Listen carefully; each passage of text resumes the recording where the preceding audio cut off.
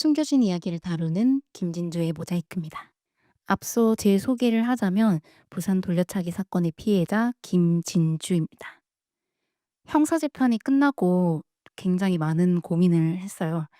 피해자를 돕기 위해선 어떤 다른 사건에 대한 이야기를 해야 될지, 다른 피해에 대한 이야기를 해야 할지, 저도 그때 당시에 제 피해를 누군가 소비하는 것이 그닥 좋지 않았던 경험이 있었거든요. 어떻게 피해자와 관련된 이야기를 해야 될까 고민을 하다가 이 자리에서 스스로 할 수 있는, 김진주가 할 수 있는 이야기를 하는 게 더 낫겠다라는 생각으로 이 숨겨진 사람들의 숨겨진 이야기들에 대해서 다루는 김진주의 모자이크 팟캐스트를 시작해 보려고 합니다.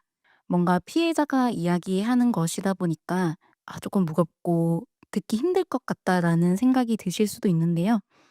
조금만 지켜봐 주시면 이 김진주의 모자이크는 결국 사람 사는 이야기들로 가득한 팟캐스트가 될 거라는 걸 말씀드리고 싶습니다. 그래서 오늘 김진주의 모자이크를 가장 잘 설명할 수 있는 주제를 처음으로 한번 얘기해 보면 좋을 것 같다라는 생각을 했어요. 바로 "피해자는 왜 보이지 않을까?"라는 주제입니다. 피해자는 왜 보이지 않을까? 여러분은 왜 피해자가 보이지 않을까에 대해서 생각해 보신 적 있으신가요? 단순하게 저는 범죄 피해를 경험해 보지 못한 분들에게 뭐라고 얘기 드리냐면 어 "피해 상황이 마치 이별과 같다."라고 얘기를 하거든요. 어떤 사람과 이별했을 때 우리가 많은 사람들에게 이 사실을 공표하거나 이렇게 알리지 않잖아요. 그런 것처럼 이 피해도 똑같다라고 생각을 해요. 아무래도 표면적으로 내면적으로 상처를 입은 상황이니까요. 제 과거로 돌아가 봤을 때는 뭔가 이 힘이 없기도 하지만 누군가에게 불편함을 주지 않고 싶었던 것도 있었던 것 같아요. 이미 많은 이들의 걱정과 시선을 받고 있기 때문에 내가 어떤 주장을 펼치거나 뭐 얘기를 하는 게 또 눈치 보이기도 하고, 이미 지금 진행되고 있는 사건이 있는데 이 민원을 제기함으로써 '이 과정은 또 얼마나 걸릴까.'라는 막막함에 얘기를 하지 못하게 되는 것도 있는 것 같아요. 심지어 재판을 오기까지는 수많은 시간이 소요되는데요. 한때는 철없게도 그런 생각을 했었어요. '재판에 참여를 해야 피해자가 존재함을 알려야 이 제도들이 바뀌지. 그러니까 지금 이 제도들이 이렇게까지 느리게 변화하고 있는 건 아닌가.'라는 생각을 하기도 했었는데요. 그들의 이야기를 들어보니까 그럴 수 없겠더라고요. 재판에 오기 전부터 경찰 수사 단계, 검찰 단계, 그런 수많은 과정 속에서 엄청 지쳐가고 가해자들의 합의나 반성문이나 어떤 연락 등 그런 수많은 변수들이 이어지면서 '피해 회복이 언제 끝날지 모른다.'라는 그 두려움, 그것 때문에 결국 이 재판 자체를 놓게 되는 경우가 많더라고요. 기억을 잃었던 제가 많은 단계에서 소외를 당했지만 결국에는 '그래서 여기까지 버틸 수 있었지 않나.'라는 생각을 하게 되더라고요. 정말 이 표면적으로 피해자가 왜 보이지 않는지에 대해서 얘기해 드렸다면 제가 더 얘기하고 싶은 건 그다음이에요. 피해자와 관련해서 비롯되는 여러 문제들 있잖아요. 결국 이 모든 것은 우리가 가지고 있는 어떤 인식에서 온다고 생각했어요. 바로 '피해자는 당연히 힘들 거야.'라는 그 인식이요. 물론 당연히 힘들죠. 피해자는 당연히 힘들고 신체적으로나 정신적으로나 무조건 힘든 게 맞는데, 제가 말하고 싶은 거는 그 인식이 오히려 피해자의 이야기를 듣는데 거부감을 준다라는 거예요. '아 이건 어려워.'라고 하면 접근조차 잘 안 하게 되잖아요. 이런 피해자의 인식이 힘들다라고 자리 잡게 되는 순간부터 그들의 이야기를 듣는데 조금 더 조심하게 되고 거부감을 느끼게 되고 어려워지고, 그렇기 때문에 결국 이 제도들이 조금 더 느리게 변화하고 있는 거 아닐까라는 생각을 했습니다. 결국 피해자를 너무 단순한 존재로 여기는 것을 고쳐 나가야 한다고 생각합니다. 이건 뭐 누군가의 잘못이라기보다는 사회가 오랫동안 쌓아온 분위기라고 생각합니다. 공론화도 어떻게 보면 똑같은 지점이 있는데, 힘들다라고 얘기하는 것보다는 조금 더 이런 사건들에서 "제 사건은 뭐가 다릅니다."를 얘기하는 게 더 효과적이다라고도 저는 생각을 했거든요. 뭔가 힘들다 해서 그치지 않으려고 했던 것 같아요. 피해자가 힘든 것도 맞지만 힘든 피해자여야 하는 위치에 서 있다 보면 그 피해자에게 많은 심판과 오해를 받는 순간이 오기 때문에 1년 과정들이 쌓이다 보면 이게 '숨는 게 아니라 결국에는 침묵을 택했다.'라는 게 더 맞지 않나라는 생각이 들 정도더라고요. 사람은 원래 한 면만 가지고 살지 않듯이 피해자도 그런데 진짜 이 피해자들을 항상 힘든 피해자로 보고 있는 건 아닌지라는 생각을 하기도 해야 된다고 생각합니다. 결과적으로 피해자는 자신이 어떤 모습으로 살아도 오해를 감당해야 하기 때문에 스스로 드러내지 않는 것 같고, 피해자가 보이지 않는다는 것, 피해자가 숨는다는 건 생존 전략이라고도 볼 수 있는 것 같아요. 물론 피해자가 숨는 것도 숨지 않는 것도 괜찮아요. 모든 결정은 본인을 위해서 하면 되는데요. 이조차도 선택할 수 없는 분들이 계시거든요. '숨어야 하나? 숨지 않아야 되나? 뭐가 정답이지?' 저도 20대 때 이런 일을 당했지만 검색을 하고도 무슨 소린지 잘 모르겠고 어떻게 대응해야 되는지 감도 안 잡히더라고요. 우리가 이런 피해를 당했을 때 '어떻게 해야 된다.'라고 학교에서 배우지 않잖아요. 그렇다 보니까 결국 이 관계자분들의 대응이 굉장히 중요하다라고 생각합니다, 이 시점엔. 그들은 어떻게 보면 관계자분들이 이 상황에서 전문가라고 여기기 때문에 믿고 따라가려고 하거든요. '아 그분들이 그렇게 얘기를 하는 거니까 맞겠지.' 하고 그냥 따라가시는 분들도 있기 때문에 피해자들의 회복이 거기서 갈린다라고 생각을 합니다. 그래서 많은 분들이 이런 지점에서 조금 더 책임감을 가지고 대응을 해 주시면 더 빨리 회복을 할 수 있지 않을까라는 생각합니다. 그러면 '보이지 않으니까 물음을 멈춰야 할까?'라는 질문에는 저는 이렇게 답하고 싶습니다. 대표적으로 어떤 수치가 보이지 않더라도, 결과가 보이지 않더라도 제도를 만드는 것이 복지일 텐데요. 범죄 피해는 복지 개념으로 넓어져야 된다고 생각합니다. 침묵하게 만든 이 사회에서 그들이 말하지 않는다고, 그들이 답하지 않는다고 질문을 멈춰버리면 관련 제도는 정말 오랫동안 바뀌지 않을 거란 생각을 하거든요. 그래서 피해자들이 답하지 않고 말하지 않는다고 하더라도 말할 수 있는 환경을 사회가, 나라가 만들어야 된다고 생각합니다. 그들이 말하지 않는다고 멈추는 게 아니라요. 전 우리나라가 범죄에 가장 잘 예방할 수 있는 나라라고 믿습니다. 하지만 범죄는 늘 새로운 범죄를 만들잖아요. 이 미래에는 보이지 않는 범죄들이 정말 많아질 것 같아요. 그래서 이 보이지 않는 암수 범죄들이 늘어나면 피해자들의 이야기는 더더욱 줄어들 것이고 지금의 현실이 더더욱 악화되는 상황이 올 거라고 생각합니다. 우리가 피해자에 대한 생각을 어떻게 하고 있는지부터 질문해 보면 많은 지점들이 바뀔 거라고 생각합니다. 여러분은 피해자가 어떤 사람이라고 생각하셨나요? 숨겨진 이야기를 다루는 김진주의 모자이크는 오늘 여기서 마치도록 하겠습니다. 감사합니다. 안녕하세요. 숨겨진 이야기를 다루는 김진주의 모자이크입니다. 충동적으로 무언가를 사거나 무언가를 먹거나 이런 경험들이 다들 있으실 텐데요. 범죄 피해를 겪고 나면 충동 구매가 심해진다는 사실 알고 계신가요? 깊이 생각하지 않고 순간적인 욕구나 감정에 따라 이 즉각적으로 행동한다는 이 의미의 충동은 단지 충동 구매뿐만 아니라 어떤 행동이나 감정 자체에도 이 충동을 이야기합니다. 우리가 릴스를 계속 끊임없이 보는 거라던가 오늘은 일이 힘들었으니까 이 정도는 시켜 먹어도 돼 라고 하는 것처럼요. 그래서 오늘은 우리 일상에 가득한 충동에 대해 많은 얘기들 나눠볼까 합니다. 일단 가장 대표적인 건 구매에서 오는 충동일 텐데요. 부끄럽지만 저는 범죄 피해를 당하고 나서부터 충동 구매를 꽤 오랜 시간 동안 해왔었어요. 흔히들 얘기하는 보상 심리처럼 스스로에게 주는 선물이기도 했지만 그보다 더 컸던 건 오늘 내일 언제 죽을지도 모른다는 그 불안감? 그 불안감에 하루하루 즉각적으로 내가 원하는 걸 가져야겠다라는 이 욕구를 통제하지 못했어요. '내일 죽는다면 무엇을 할 것인가?' 라는 스티브 잡스의 명언을 잘못 해석한 거죠. 충동적으로 소비하는 것에 대해서 죄책감을 가지면서도 계속 해 나갈 수밖에 없던 시절이 있었는데요. 실제로 범죄 피해자분들과 이야기를 하다 보면 저랑 비슷한 부분들이 있더라고요. 소비가 과해져서 신용불량자까지 되는 경우도 있더라고요. 그제서야 '이 충동이라는 게 꽤나 심각한 문제구나.' 라는 생각을 한 것 같습니다. '도대체 왜 이런 현상이 일어날까?'라는 걸 한번 생각해 봤어요. 범죄 피해를 입고 나면 모든 상황에서 피해자가 제3자가 되는 것 같은 느낌을 받을 때가 있거든요. 범죄의 주체가 어떻게 보면 가해자잖아요. 가해자들의 행위로 일어난 일이기 때문에 이미 범죄 피해자는 주체적인 역할이 아니죠. 그리고 범죄 피해를 겪고 나면 치료만 해서 되는 게 아니라 조사도 받아야 되고 어떤 걸 증명하기 위해서 서류를 내야 할 때도 있고 그런 것처럼 이 모든 일련의 과정들이 되게 카오스, 혼돈의 시간처럼 느껴졌어요.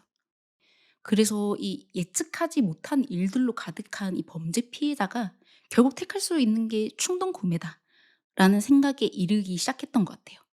일단 구매 자체가 내가 선택권을 쥐고 무언가를 상품을 고를 수 있고 택배도 뭐 언제쯤 올 수 있다는 거를 알림을 받잖아요. 그렇다 보니까 이 '통제할 수 있는 상황을 무엇이라도 만들고 싶다.'라는 그 간절함이 '충동 구매와 연결되지 않았나.'라는 생각이 들더라고요.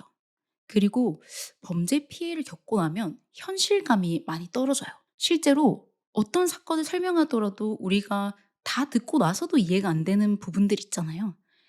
그 당사자도 그렇거든요. 내가 무슨 꿈을 꾸고 있는 것 같고, 누군가 몰래카메라나 실험 영상을 찍는 것 같고, 차라리 제가 트루먼처럼 조종당해도 좋으니까 그냥 한 쇼의 일부분이었으면 좋겠다라는 생각을 가질 때도 있었어요.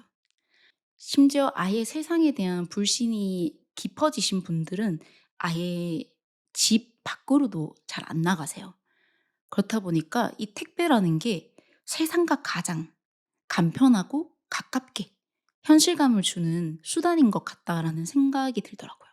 충동 구매라고 하니까 몇백만 원씩 써야 충동 구매라고 생각하실 수도 있지만 꼭 큰돈만 충동 구매가 아니에요.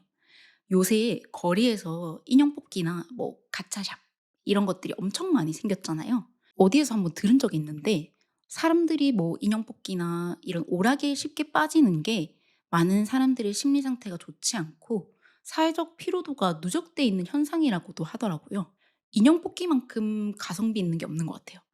동전 몇 개로 스스로 움직여서 이 결과가 바로 나오기도 하고 성공했을 때는 실제로 내가 뽑았다는 게 눈앞에 보이니까 뭔가 진짜 내가 컨트롤한다는 느낌이 들잖아요.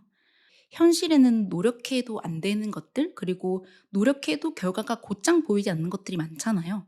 그렇다 보니까 그런 지점에서 이런 오락 요소들이 더 끌리게 되는 거라고 하더라고요. 다른 취미에 비해선 많은 투자가 필요 없기 때문에 실패해도 부담 없이 끝낼 수 있으니까 '인형 뽑기 정도야. 뭐 뭐 몇천 원 날렸네.' 이렇게 하고 그냥 끝내면 되는 거니까요. 이 충동이라는 게 결국 간편함과 즉각적인 결과를 준다면 정말 뿌리칠 수 없는 구조가 될 것 같다라는 생각을 했어요. 그래서 이 대한민국의 빠른 배송들이 감사하면서도 위험하다는 생각이 들기도 하더라고요.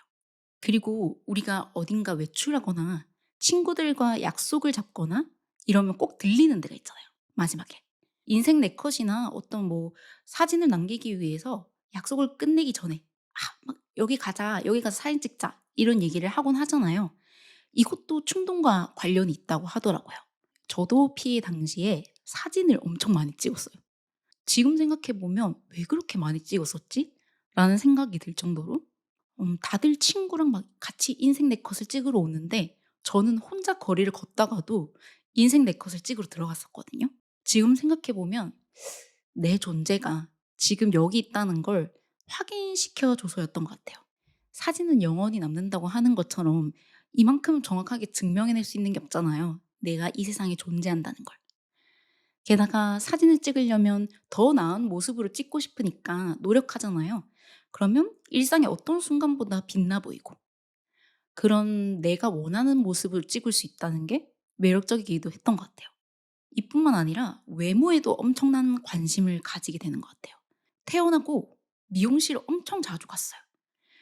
엄청난 시술을 받으려고 간 게 아니라 실제로 저는 그때 엄청나게 무기력한 상태였는데 머리를 감기가 너무 힘든 거예요. 그래도 사람이랑 얘기하고 싶고 어떤 서비스를 받고 싶고 좋아 보이고 싶다는 생각에 미용실에 가서 머리라도 감겨 달라고 하고 그땐 가발도 엄청 사서 형형색색이 남들이 잘 하지 않는 색들의 가발들도 엄청 많이 썼던 것 같아요. 진짜 화려함의 끝을 달렸는데요. 뭔가 하루를 끝낼 때 그 끝낸다는 것에 대한 두려움이 생겨서 오늘 만약 죽는다고 하면 가장 화려하고 가장 예쁜 모습으로 끝맺고 싶어 라는 생각을 계속했던 것 같아요. 지금은 후줄근하게 다녀도 아무 생각이 안 드는데. 물론 다시 찾아온 일상을 듬뿍 누리고 싶었던 것도 있지만 제 피해와 제 일상이 분리됐으면 했었던 것도 있었던 것 같아요. 제 피해에서 전 정말 무기력하고 수동적인 사람이 되어 있기 때문에 '난 그런 사람이 아니야.'를 일상생활에서만큼이라도 표현하고 싶었던 것 같아요. 태도, 행동도 충동적으로 변하게 되는 면이 있어요. 그때 가장 많이 생각했던 게 '까짓것 없대. 죽게 하겠어?' 라는 생각이었던 것 같아요. 삶이 한번 무너지고 나면 '아 이건 이래서 하지 말아야지.' 라는 그 경계가 사라지더라고요. 저는 그때 그런 말을 많이 들었거든요. "그러게 왜 그 시간에 다녀서. 그러게 왜 그런 옷을 입어서." 그런 얘기를 너무 많이 듣다 보니까 '더 늦게 다녀보고 더 야하게 다녀 봐야지.'라는 생각을 했어요. 어떻게 보면 그로 인해서 그런 상황에도 '안전하다.'라는 걸 느낄 수는 있었지만 사실상 많은 사람들이 하지 말라는 데는 이유가 있잖아요. 지금이라면 안 했을 행동들을 진짜 많이 했던 것 같아요. 재판 기록을 보지 못했을 때도 그냥 기다리는 게 아니라 '에라이 내가 변호사를 선임하고 말지.' 하고 수백만 원을 24개월 할부로 결제할 정도로 너무 무모했던 것 같아요. 그리고 피해자들이 가장 많이 하는 생각이 아닐까 싶은데 '피해자들을 위해서 난 뭘 할 거야.' 라는 생각이었던 것 같아요. 저도 그때 당시에 JTBC에서 첫 인터뷰를 할 때 저는 꼭 피해자들을 위해서 이 현실을 알릴 거고 관련된 사업을 할 거예요. 라고 얘기하고 다녔어요. 지금 보면 아무 자료 조사도 안 하고 너무 그냥 거침없이 얘기했던 것 같아요. 물론 지금은 다르게 피해자들을 돕겠다는 생각을 이게 객관적으로 하고 있지만 그때 당시에는 내 아픔은 피할 수 없지만 이 아픔마저도 누군가에게 도움을 줘서 어떤 무언가라도 얻고 싶다는 생각? 그게 너무 절박하게 들었나 봐요. 일도 제대로 못하고 수사에 도움도 못 주고 이렇게 뭔가 아무 데서도 어떤 역할을 못하는 제가 '어디에서라도 쓸모 있고 싶다.'라는 생각을 했던 것 같아요. 이게 먹는 걸로 빠지기도 굉장히 쉬운데 정신건강의학과에 가면 체중계가 꼭 있거든요. 진짜 꽂히는 걸 반드시 먹어야 하거나 아니면 술을 매일 먹기도 해요. 알코올만큼 뇌를 둔감하게 하는 게 없잖아요. 뇌의 예민함을 좀 줄여주고 잠시 좀 평온함을 주기도 하니까 저도 한때 많이 먹진 않았지만 꼭 하루에 한두 잔은 하이볼을 먹고 들어가야 된다라는 그런 강박이 있었거든요. 그걸 듣던 의사 선생님이 "혹시 중독은 아니시죠?" 라는 그 질문에 아차 제가 이 알코올에 의존하고 있는 걸 알게 된 거예요. 결국 이 모든 증상들은 스스로가 이 세상에 살아있다는 걸 간절하게 나타내고 싶어서 생기는 일이라고 생각이 들어요. 이런 충동과 관련된 행동들은 범죄 피해를 경험하지 않았더라도 누구나 겪을 수 있는 문제니까요. 앞서 들었던 내용들이 지금의 나와 비슷한 상황이라면 아니면 그런 사람이 주변에 있다면 진지하게 이 시간을 두고 생각해 봐야 하는 시점이라고 생각합니다. 이런 문제가 있다고 해서 이걸 반드시 이걸 그만둬야 된다. 이렇게 접근하기보다는 충동적인 선택을 할 수밖에 없던 지금의 스스로의 상황에 위로를 해주는 게 더 필요하지 않나라는 생각이 들더라고요. 어떤 사람이든 무너지는 시기엔 충분히 일어날 수 있는 현상이니까요. 충분히 사람답고 충분히 그럴 수 있다는 걸 꼭 얘기해 드리고 싶고 여러분의 충동은 어떤 것인지 궁금합니다. 댓글로 남겨주시고요. 숨겨진 이야기를 다루는 김진주의 모자이크 오늘은 여기까지입니다. 감사합니다. 안녕하세요. 숨겨진 이야기를 다루는 김진주의 모자이크 김진주입니다. 오늘은 행복과 불행의 한 끗 차이를 결정짓는 무언가에 대해서 얘기해 보려 합니다. 많은 분들이 저를 보면 어떻게 그렇게 긍정적으로 생각을 하시냐 이런 얘기를 하시곤 하는데 의외로 저는 과거에 엄청나게 부정적인 사람이었어요. 싫은 소리도 굉장히 많이 있고요. 그런데 우연하게 행복해지는 방법에 대해서 알게 됐는데 그 이야기를 오늘 여러분들과 함께 해 보려고 합니다. 가장 불행해지는 지름길. 바로 일반화입니다. 사람은 다 그래. 남자들은 다 그래. 여자들은 다 그래. 이 사회가 원래 그래. 이런 게 바로 일반화거든요. 우리는 엄청 많은 순간에 일반화를 해요. 일반화라고 하면 일부 경험이나 사례를 통해서 이게 항상 그렇고 모두가 해당한다. 이런 의미로 사용되는 말인데요. 이 일반화는 굉장히 편리한 사고 방식이라고도 해요. 생각을 조금이라도 덜 할 수 있고 그 무게가 조금 줄어들기 때문에 기대하지 않아도 되고 상처받을 가능성도 줄어드는 것 같거든요. 그런 면에 있어서 일반화는 방어에 가깝다는 생각이 들더라고요. 다치지 않기 위해 미리 세상을 조금 단순하게 만드는 거죠. 약도 많이 먹으면 독이 되듯이 이 일반화, 과한 방어는 항상 탈이 나요. 경험을 할 수 있는 폭이 작아지기 때문에 진짜 좋은 사람을 만날 수도 있었는데 못 만나거나 좋은 경험을 할 수도 있었는데 못 하게 되는 거죠. 그 단순간에는 조금 가벼워지지만 행복과는 굉장히 멀어지는 방법이다라는 생각이 들더라고요. 미신도 이 일반화의 한 영역이 아닐까 싶은데요. 거울이 깨지면 안 좋다? 뭐 이런 미신들 있잖아요. 어떻게 보면 법칙이 생기는 것도 맞지만 자유도 의외로 같이 사라져요. 되게 재밌는 사례를 봤거든요. 김희철 씨가 이제 기안84 님이 이렇게 놀러 왔을 때 현관에 뭐 거울이 있었어요. 그래서 이거 현관에 거울 두면 되게 안 좋다던데?" 이렇게 얘기하니까 김희철 씨가 "미신과 싸우려고 달았다." 이러면서 "진짜 해 봤는데 실제로 뭐 그런 일이 없었다." 이렇게 하면서 제 스스로 그 경험을 깨시더라고요. 근데 그런 이야기를 하면서 김희철 씨의 표정을 봤을 때 뭔가 되게 편해 보이고 유쾌해 보이잖아요. 그래서 '진짜 일반화하지 않는 게 되게 중요하다.'라는 생각을 하기도 했었어요. 왜 그런 분들 있잖아요. 어떤 이야기를 가지고 확신에 차서 '이건 반드시 뭐뭐하다.'라고 하면 저는 잘 안 보게 되더라고요. 그렇게 되면 진짜 예외가 있을 수도 있는데 뭔가 그 확신을 가지는 순간부터 제가 시야가 조금 좁아지는 느낌이 들더라고요. 그래서 제가 항상 보는 유튜버들은 그럴 수도 있어요. 물론 예외는 있어요. 라고 말버릇처럼 하시는 분을 되게 좋아하긴 해요. 일반화의 반대는 특별화라고 생각해요. 고등학교 때 친하게 지내던 친구가 있었는데 진짜 입버릇처럼 막 그렇게 얘기를 하는 거예요. "그럴 수도 있지." 처음엔 '뭐가 이렇게 태평하지? 뭔가 왜 이렇게 아무 일도 아닌 것처럼 되게 얘기하지? 집이 잘 사나? 뭐 이렇게 세상을 편하게 사는 것 같지?' 부러우면서도 답답했어요. 그래서 '아휴 세상은 녹록지 않아.' 뭐 이렇게 저도 생각을 했었었거든요. 근데 어느 순간부터 같이 다니니까 그 말을 계속 하게 되잖아요. 제가 그 말을 따라하기 시작을 했는데 이상하게도 삶이 조금 편해졌어요. 누군가 실수해도 '그럴 수도 있지.' 일이 어긋나도 '그럴 수도 있지.' 이 말은 포기라기보다 제 자신에게 시간과 여유를 주더라고요. 저도 한때 공론화를 하면서 죄책감을 느낀 적이 있어요. 일반화에 많이 빠졌던 신림 등산로 살인 사건을 보면서 부산 돌려차기 사건을 보고 모방을 했다 막 이런 기사가 나온 적 있어요. 물론 제가 한 건 아니지만 이 공론화를 내가 함으로써 이런 결과가 이어진 것 같아서 뭔가 죄책감이 들더라고요. 그런데 어쩌다가 우연히 그 유족분이랑 연락이 되면서 그렇게 얘기를 하더라고요. "그 가해자가 잘못한 거지 왜 피해자가 그걸 생각하냐고. 괜찮다고. 그렇게 생각하지 않아도 된다고." 사실 그게 맞는 말이잖아요. 근데 그 말을 듣고 나서야 '잠시 너무 힘들어서 내가 또 여기에 빠져버렸구나.'라는 생각이 들더라고요. 일반화를 잘 하지 않는 성격인데도 이 일은 이 일이고 저 사람은 저 사람이고 나는 내가 책임져야 할 적당한 그 책임을 지면 된다.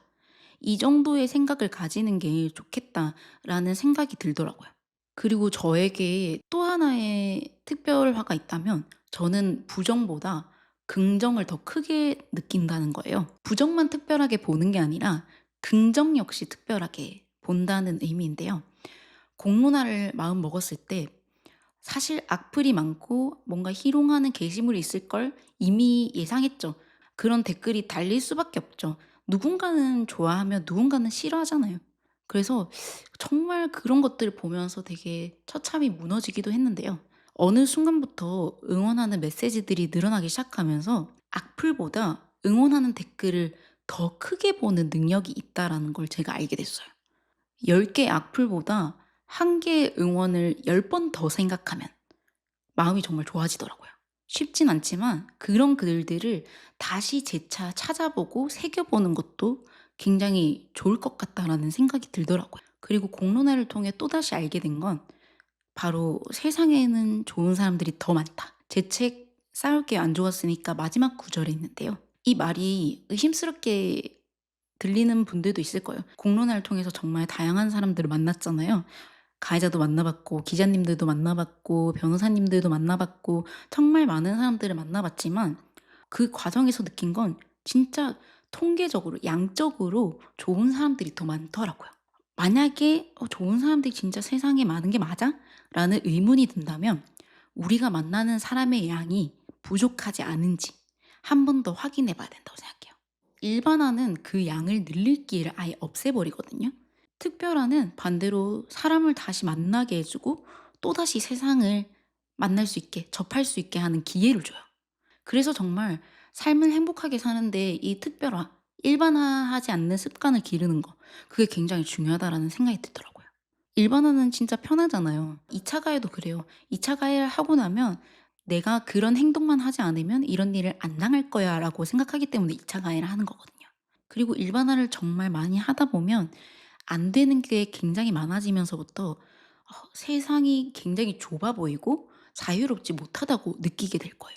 그래서 굉장히 빠르게 불행해지는 방식 중에 하나라고 저는 생각해요. 그래서 여러분들이 '그럴 수도 있지.'라는 말을 한번 버릇처럼 해 보시면 어떨까라고 제안 드리고 싶어요. 그럴 수도 있지. 그 사람이 그런 거야. 그 상황이 그런 거야. 그래서 오늘 이런 이야기를 나누면서 여러분들이 조금 더 행복해지셨으면 좋겠고, 여러분들이 행복해지고 싶어서 하는 행동들을 알려주시면 저도 한번 따라해 보겠습니다. 댓글로 달아주시고요. 숨겨진 이야기를 다루는 김진주의 모자이크, 오늘은 여기까지입니다. 감사합니다. 안녕하세요. 새해 인사드리는 김진주의 모자이크, 김진주입니다. 시작하기 전에 이 팟캐스트를 듣는 여러분 모두 새해 복 듬뿍 받으셨으면 좋겠습니다. 새해가 되면 이것저것 많은 것들을 계획하고 목표를 세우잖아요. 그래서 목표를 세우기 전에 꼭 봐야 하는 이야기를 준비해 봤습니다. 이맘때쯤 되면 작년에 왜 그렇게 하지 못했을까 자책을 하면서도 또 색다른 계획을 생각하면서 설레기도 하잖아요. 진짜 복잡하고 여러 가지 고민들이 들 것 같은데요. 도대체 어떤 걸 선택해야 될까? 뭐 아예 그조차도 갈피를 못 잡으신 분들도 있을 거예요. 저도 성공한 삶이라고 말하긴 어렵겠지만 정말 지극히도 평범했던 제가 고민했던 그 시기로 돌아간다면 꼭 해 주고 싶은 말들로 준비해 봤습니다. 일단 꿈이나 목표조차 정하지 못한 분들을 위해 먼저 얘기를 해 볼게요. 지금 아무것도 잘 모르겠고 정말 막막하다고 느끼는 분들이시라면 차라리 스스로를 알아보는 시간을 가져보라고 말씀드리고 싶어요. 이렇게만 얘기하면 조금 너무 난해하게 들릴 수도 있잖아요. 작은 수첩을 하나 사서 한 페이지에는 좋아하는 것, 한 페이지에는 싫어하는 것, 뭐 또 다른 페이지는 뭐 내가 겪었던 역경이나 내가 잘하는 것, 이렇게 여러 가지를 적어보는 거예요. 이때 주의할 점은 누군가에게 보여주지도 못할 정도로 솔직하게 적는 거예요. 예를 들어서 좋아하는 것에 곱하기 같은 걸 적는 것처럼 정말 하나부터 열까지 사소한 것들로 페이지를 채우는 거예요. 의외로 나이가 들어서도 스스로를 잘 모르는 사람들이 많거든요. 그래서 이 과정은 엄청나게 큰 강점이 될 수 있어요. 그리고 나서 좋고 싫음을 판단하는 가치관을 만들면 좋을 것 같아요. 저도 예전엔 사람들이 뭘 하자고 하면 좋아 하고 따라가는 사람이었어요.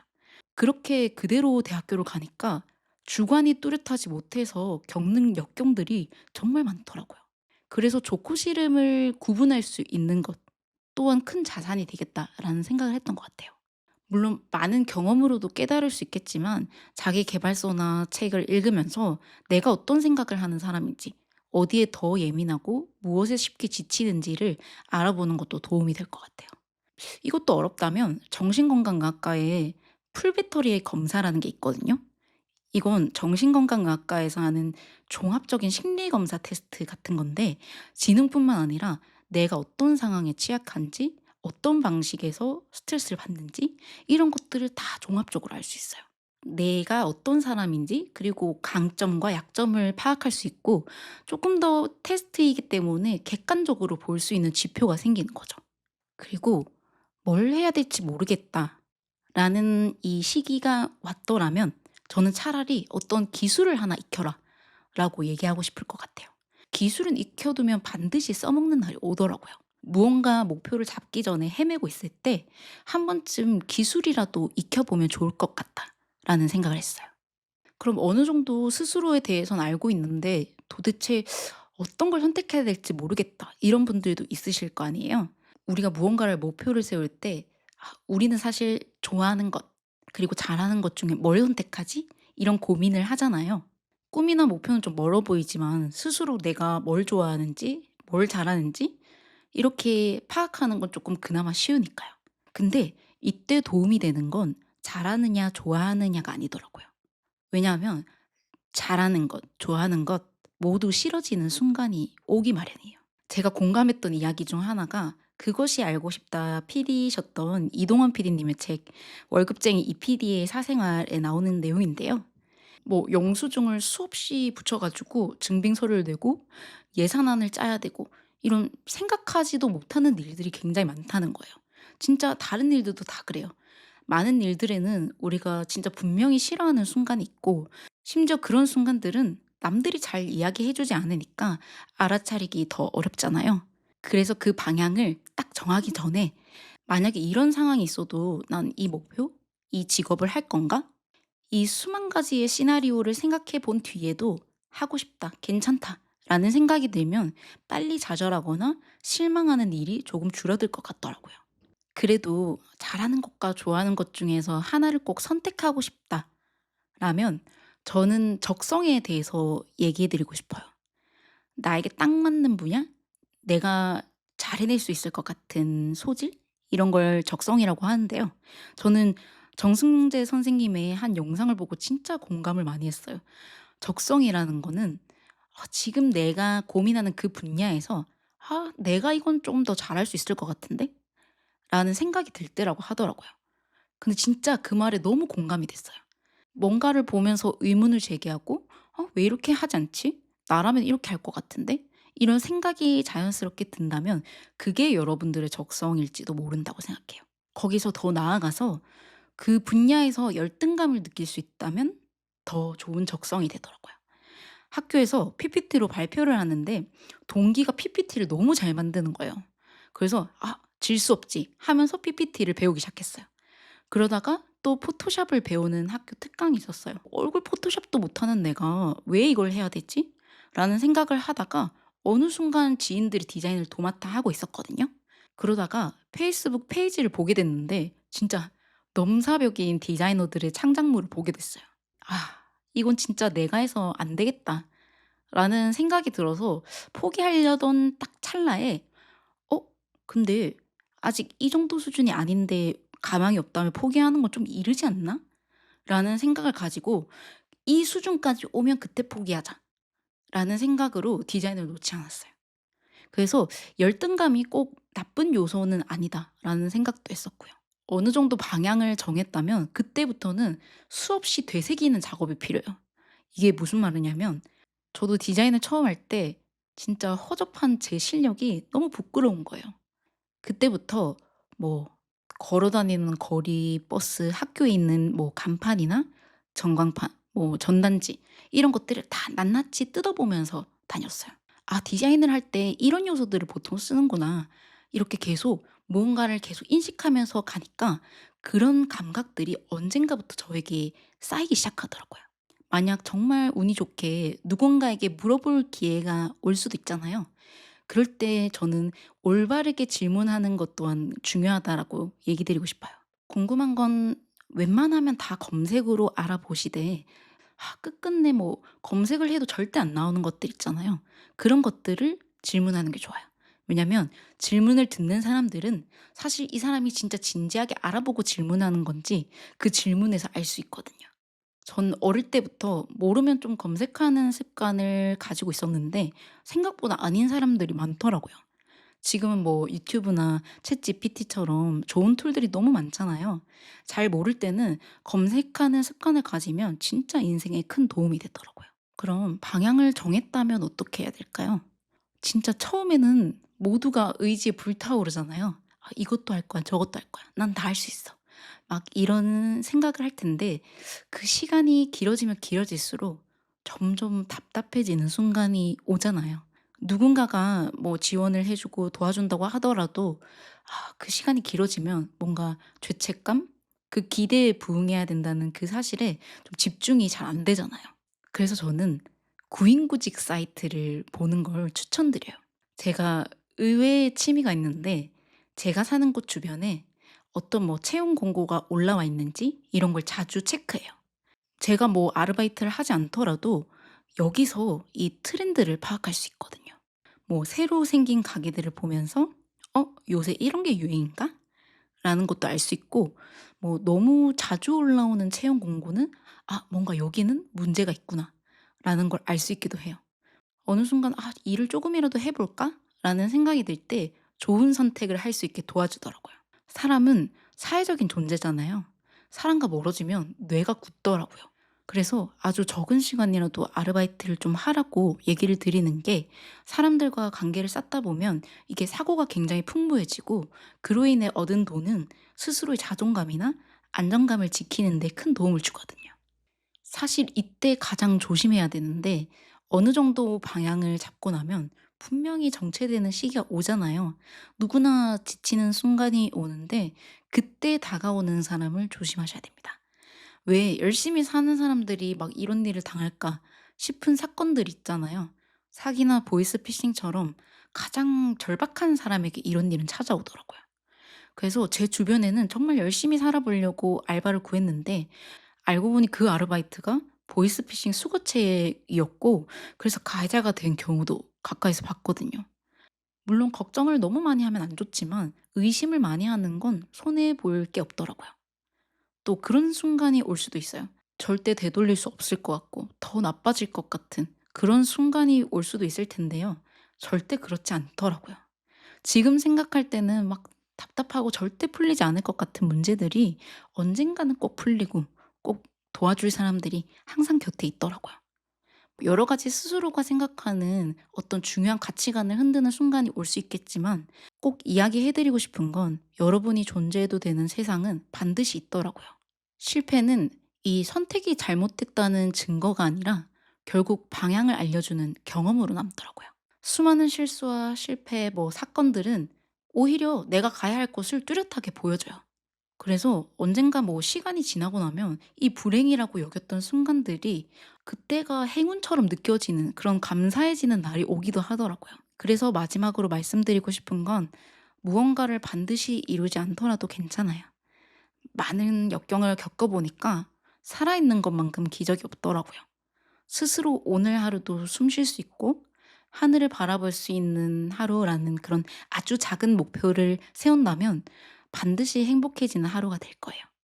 여러분 이번 한 해 무탈하고 건강하게 지내시고 숨겨진 이야기를 다루는 김진주의 모자이크는 여기까지입니다. 감사합니다. 안녕하세요. 숨겨진 이야기를 다루는 김진주의 모자이크입니다. 오늘은 대한민국에서 지금 일어나고 있는 이 문제들에 대해서 한번 얘기해 보려고 합니다. 개인적으로 우리가 문제가 생기면 어떻게 하나요? 혼자서 뭐 시간을 가져보기도 하고, 뭐 도저히 답이 없을 때는 뭐 주변 사람에게 묻기도 하고, 뭐 검색을 하면서 비슷한 경험을 한 사람들의 이야기를 찾아보기도 하잖아요. 그렇다면 사회 문제는 어떨까요? 사회 문제라는 건 이미 다수가 같은 고통을 겪고 있다는 거잖아요. 그래서 개인의 문제보다 더 훨씬 신중하고 더 오래, 깊게 해결해야 되는 문제예요. 그렇다 보니까 사회 문제는 한 사람이 아니라 어떤 기관, 입법조사처라든지 법제처라든지 여러 기관들이 역할을 나눠서 함께 해결해 나갑니다. 그러면 갑자기 급증하는 사회 문제들은 어떻게 다뤄야 할까요? 요즘 쿠팡 과로사에 대한 이야기가 끊이진 않잖아요. 저도 새벽 아르바이트를 해본 사람으로서 생체 리듬에 맞지 않는 일을 한다는 게 얼마나 큰 고역인지 알기 때문에 이 상황이 굉장히 마음이 아프더라고요. 그런데 제가 놀랬던 지점은 과로사라는 이 사회 문제에 대한 해결책으로 쿠팡의 새벽 배송을 금지해야 한다라는 주장이 나왔다는 거였어요. 물량이 일정 수준을 넘으면 뭔가 배송 인력을 더 뽑게 한다든가 뭐 근무 구조를 개선시키는 게 아니라 갑자기 새벽 배송을 아예 없앤다는 해결책이 나오는 게 너무 비현실적이라고 생각했어요. 현재 쿠팡에서 배송을 하시는 분들은 대부분 개인 사업자이거나 개인 사업자를 낸 가맹주의 고용 형태로 이루어지고 있어요. 이게 쿠팡의 정직원이 아니라는 이유로 관리 감독 체계가 조금 더 소홀해질 수 있기 때문에 그걸 보완한다든지 이런 얘기가 아니라 '서비스 자체를 없앤다.' 이런 방식이 '과연 적절할까?'라는 의문이 들었습니다. 물론 새벽에 일하는 건 정말 힘들죠. 하지만 그만큼 야간 수당을 통해 생계를 유지하시는 분들도 분명히 있거든요. 만약 새벽 근무 자체가 건강에 치명적이기 때문에 이걸 금지해야 된다면 그게 더 큰일일 것 같아요. 물류센터, 뭐 배달음식, 편의점, 경비 등 모든 새벽 업무는 멈춰야 돼요. 새벽 업무를 하지 못하면 어떻게 되나요? 그 주간의 업무들이 더 과밀화되겠죠. 그리고 이 대한민국의 모든 시스템들은 불안정해질 거예요. 결국엔 우리가 새벽에 아무것도 못하는 통금 시대로 돌아갈 수도 있어요. 그와 비슷하게 지금 해결하고 있는 사례가 검찰청 폐지라고 생각하는데요. 사실 검찰청 폐지라는 기사가 처음 나왔을 때 다른 이슈들처럼 잠깐 떠들고 말 이야기라고 생각했어요. 사실 이게 진짜 될 거라고 생각을 못 했어요. 말도 안 된다고 생각했거든요. 대한민국에서 검찰이 없어지는 게 믿기지 않는다는 게 아니라 검찰이라는 중요 기관이 없어지는데 그 아무도 국민들에게 묻는 것 같지 않았거든요. 피고인 신상 공개에 논란이 있었을 때만 해도 우리가 뭐 국민 생각함이나 국민권익위원회에서 뭐 설문조사를 하고 이랬잖아요. 근데 왜 이 문제는 이렇게도 빠르게 진행이 되고 국민의 의견을 충분히 듣지 않는지 너무 당황스러웠어요. 현재 우리나라의 형사 절차는 경찰, 검찰, 법원 단계를 거치는데요. 경찰이 수사를 하고 검찰로 송치되면 보안 수사가 필요하면 또 이걸 요청하기도 하고 검찰 수사가 마무리되고 나면 재판으로 넘어가요. 근데 여기서 만약에 검찰이 빠지게 된다면 어떻게 될까요? 물론 지금은 어떤 구조로 될지 확실히 정해진 게 없지만 검찰을 빼고 생각해 보면 경찰이 수사를 하고 유무죄를 다뤄야 할 사건은 곧바로 법원으로 가게 되겠죠. 이 과정에서 하나의 단계가 사라진다는 건 단순하게 효율의 문제가 아니라 피해자에게도 피고인에게도 중요한 기회 하나가 줄어든다는 의미가 됩니다. 사람은 늘 실수를 하잖아요. 경찰도 검찰도 법원도 다 실수할 수 있어요. 하물며 피해자와 피고인도요. 그런데 이런 절차가 하나 생략되기 시작하면 그만큼 만회할 수 있는 기회도 줄어든다는 뜻이에요. 그리고 검찰청 폐지가 이루어지려면 가장 신경 써야 하는 부분은 바로 경찰 인력이라고 생각해요. 인력이 부족하면 그만큼 각 사건을 담당하는 정성도가 떨어져요. 저도 뭐 피해자나 피의자로 조사를 참석해 보면 진짜 경찰분들이 너무 지쳐하시고 통회음 협박으로 신고를 갔을 때도 "아 혹시 이런 건 그냥 신고 안 하시면 안 돼요?" 라고 하시는 경찰분도 있었어요. 실무자들은 일을 처리하느라 급급한데 정작 핵심 구성원들의 이야기는 듣지 않고 뭔가 누군가의 이미지, 변화에 수많은 이들이 희생당하고 있다라는 느낌을 떨칠 수가 없더라고요. 저는 사실 검찰청 폐지를 찬성하지도 반성하지도 않아요. 사실 찬성도 반대도 할 수 없는 문제라고 생각하거든요. 검찰청은 어떤 이유로 있나요? 검찰청은 범죄로부터 사회의 질서를 지키기 위해 있는 국가를 대표해서 수사하고 기소하고 범죄 피해자의 피해 회복을 지원하는 거잖아요. 경찰에게도 검찰에게도 피해자에게도 묻지 않고 이 재빠르게 진행되고 있는 이 검찰청 폐지는 있어서는 안 되는 일이라고 생각합니다. 검찰이 없다면 피해자는 가해자와 직접적으로 싸워야 해요. 또한 뭐 경찰에서 수사한 제목에서 또 다른 제목으로 바뀔 가능성이 매우 줄어들겠죠. 저도 처음엔 상해 사건이었거든요. 검찰에서 살인미수라는 제목으로 바뀌었고 강간 등 살인미수로 끝내 재판에서 바뀔 수 있었지만 검찰청이 폐지된다면 절대 꿈꿀 수 없는 일이라고 생각해요. 지금도 보완해야 할 게 많은 범죄 피해자의 제도는 더 늦어지겠죠. 현실적으로 봤을 때 우리나라가 문제를 고치는 데 걸리는 시간은 굉장히 오랜 시간이 걸려요. 제가 그걸 느낀 건 민사소송 범죄 피해자 주소 보호 제도였는데요. 민사소송으로 인해서 범죄 피해자의 개인정보, 주소가 노출되자 이 범죄 피해자의 개인정보를 보호하자라는 법안으로 2023년 6월에 이게 통과가 됐는데 실제로 적용된 건 2025년 7월이었어요. 사회의 시스템을 바꾼다는 건 정말 많은 것들을 바꿔야 하는데 기간을 나누면서 생기는 문제들 때문에 진짜 봐야 할 문제들을 놓칠 수 있다는 거예요. 물론 이런 이야기가 있는 것도 알아요. 뭐 그동안 정치와 관련해서 압박 수사나 권한 남용 문제나 이런 문제들이 반복되었다고. 하지만 검찰청이라는 기관을 없앤다고 이 문제가 해결될 수 있을까라는 것에는 의문이 들더라고요. 한 기관이 없어지면 남은 기관에게 그 힘이 이동하거든요. 사람들이 있어서 일어나는 문제는 없앤다고 해결되는 게 아니에요. 반드시 또 다른 데서 그 문제가 다시 일어나기 때문에 이게 정말 정치적인 압박 수사가 문제라면 그를 제재할 수 있는 제도를 마련하고 부처를 두고 그와 관련된 수사는 제재를 가할 수 있도록 하는 게 더 중요한 문제이지 않나라는 생각을 했습니다. 사람은 누구나 자극적인 결과를 보면 그게 대표적인 사회 문제라고 생각할 수 있어요. 하지만 분명히 그 내부에는 그 이외의 이야기들이 많습니다. 아주 심심할 정도로 자신들의 의무를 다하는 사람들이요. 제가 운이 좋은 사람일지도 모르겠지만 제 사건으로 함께했던 검사님들은 너무나도 따뜻했고 인간으로서 존중까지 받는다는 생각을 했거든요. 저는 항상 검찰청 폐지를 이야기할 때 이런 말을 하곤 합니다. 누군가에게 불편함으로 시작됐을지 모르는 이 문제가 누군가에겐 불행함으로 이어질 수 있다고. 우리나라는 새로운 서비스, 제도, 법처럼 새로운 것을 만드는 건 너무 잘하지만 무언가 문제가 일어나면 세부적으로 고쳐나가는 건 아직 어려워 보여요. 일단 만들고 문제가 생기면 다시 없애거나 다시 바꾸는 방식. 그리고 항상 찬성과 반대로 나눈다면 그 사이에 있는 누군가는 소리도 없이 고통받고 있을 거예요. 저는 문제를 고치는 데 있어서 핵심 당사자들의 이야기를 듣는 것만큼 중요한 건 없다고 생각합니다. 피해자, 현장에서 일하는 사람, 그 구조 안에서 있는 사람들, 그 사람들의 이야기를 충분히 듣지 않으면 현상만 다를 뿐이지 똑같은 문제가 다시 생겨날 거라고 생각합니다. 사회 문제는 단순히 지금 해치워야 할 문제가 아니라 해답을 요구하는 물음으로써 계속 고쳐나가야 하는 신호라고 생각합니다. 지금 우리에게 필요한 건 빠른 결정이 아니라 더 오래 붙잡고 자세히 바라보는 태도일지 모르겠습니다. 숨겨진 이야기를 다루는 김진주의 모자이크는 여기까지입니다. 감사합니다. 안녕하세요. 숨겨진 이야기를 다루는 김진주의 모자이크 김진주입니다. 오늘은 우리 사회가 바라는 피해자, 완벽한 피해자에 대해 이야기해 보려고 합니다. 우리가 피해자를 처음 볼 때 어떤 마음이 드나요? 뭐 마음이 안타깝고 뭐 그런 피해를 입힌 가해자를 보면서 분노를 하기도 하잖아요. 그런데 이건 완벽하게 피해자임이 입증됐을 때, 증명됐을 때만 우리가 느낄 수 있는 감정입니다.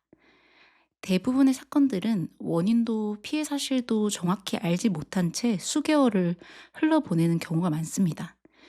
그런 시기의 피해자들을 만나면 우린 흔히 이렇게 생각을 합니다. 왜 그 시간에 거기 있었어? 왜 바로 신고하지 않았어? 왜 그렇게 행동했어? 피해자를 과하게 질책하는 건 문제이겠지만 이런 질문이 드는 건 어떻게 보면 엄청나게 자연스러운 현상이라고 해요. 그래서 사회가 원하는 피해자가 뭘까? 이걸 잘 설명해 주는 개념이 있어요. 바로 이상적인 피해자라는 건데요. 노르웨이의 범죄학자 닐스 크리스티가 제시한 이론인데요. 사회가 어떤 피해자를 가장 쉽게 동정하고 보호해 주는지를 설명하는 이론입니다. 첫 번째로는 사회적으로 약한 존재여야 된다. 뭐 노인이나 여성이나 뭐 어린이처럼 힘이 없다고 인식되는 사람이어야 된다. 둘째는 도덕적으로 순수해야 된다. 그러니까 뭔가 비난받을 여지가 없는 피해자여야 된다. 그리고 세 번째는 우연적이고 일방적인 피해여야 돼요. 내가 무언가를 했기 때문에 일어나는 사건이 아니라 진짜 어떻게든 피할 수 없었던 그런 우연한 피해여야만 한다. 넷째는 가해자는 분명하고 강력해야 된다. 사회적으로 진짜 명백하게 가해자의 힘이 밝혀져야 하고 이 피해자와의 힘의 균형이 완벽하게 맞지 않는 정말 강한 사람일수록 어 사람들이 많이 분노하게 되는 거죠. 마지막으로 이 피해자는 법적, 사회적으로 보호받을 자격이 명확해야 된다. 사회적으로 약하고 도덕적이고 예측하기 어려웠던 피해여야 하고 강력한 가해자가 있어야 되고 법적으로, 사회적으로 보호받을 자격이 있어야 되는 피해자. 이것들이 다 갖춰져야 의심받지 않는 완벽한 피해자가 된다고 합니다. 문제는 이 조건을 충족하지 않는 피해자들이 거의 대부분이라는 거예요. 뭔가 피해자의 의사표현이 강력해 보인다거나 슬퍼 보이지 않는 피해자라던가 자신을 너무 잘 가꾸는 피해자라던가 그런 사람들을 보면 사회는 질문을 던지기 시작합니다. 정말 피해자가 맞는지, 피해자가 뭔가를 숨기고 있는 건 아닌지, 왜 저런 선택을 한 건지. 분명히 빨리 회복했으면 좋겠다라는 말을 들은 것 같은데 어느 순간부터 피해자에 맞지 않는 모습을 뭔가 심사받기 시작하더라고요. 이게 바로 피해자다움이라는 거겠죠. 피해자는 이래야 된다. 피해자는 저래야 된다.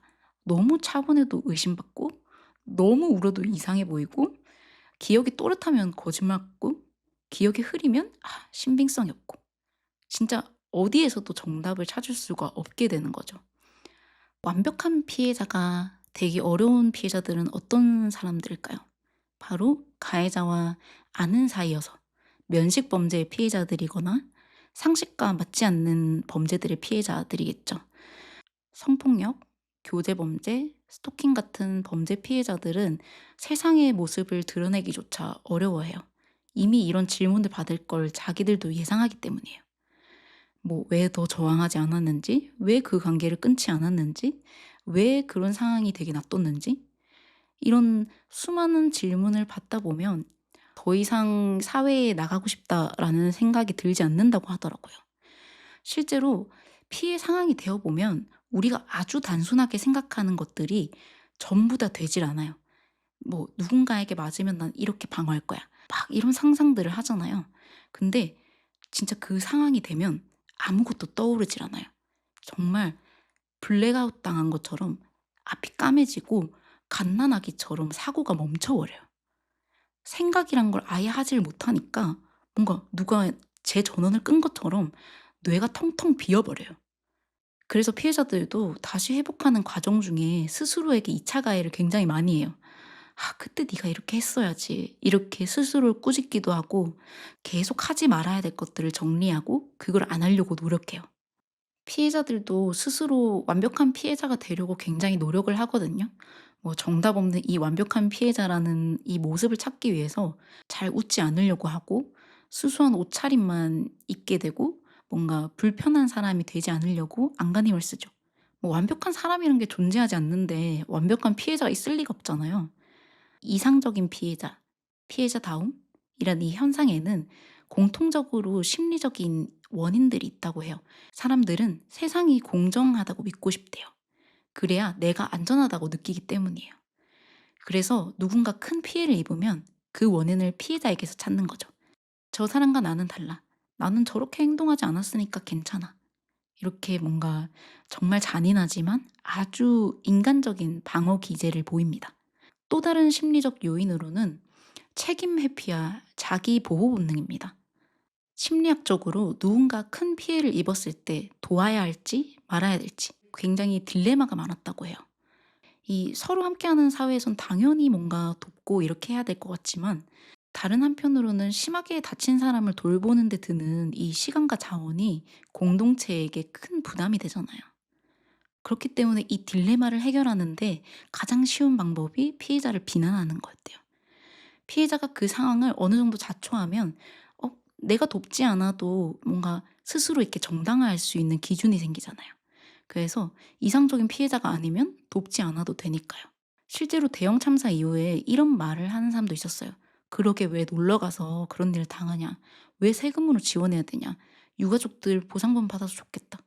타인의 고통에 공감하는 것보다 잣대나 어떤 기준을 들이밀고 완벽하지 않은 피해자를 만들어서 스스로가 이 고통과 이 무거운 짐을 덜어내려고 하는 거래요. 이렇게 완벽함을 요구하는 태도는 생각보다 굉장히 큰 문제들을 만들어내요. 피해자들은 그 사건의 고통뿐만이 아니라 2차 가해가 두렵기 때문에 정당한 도움을 구하지 않고 법적 구제를 포기하는 경우도 굉장히 많다고 하더라고요.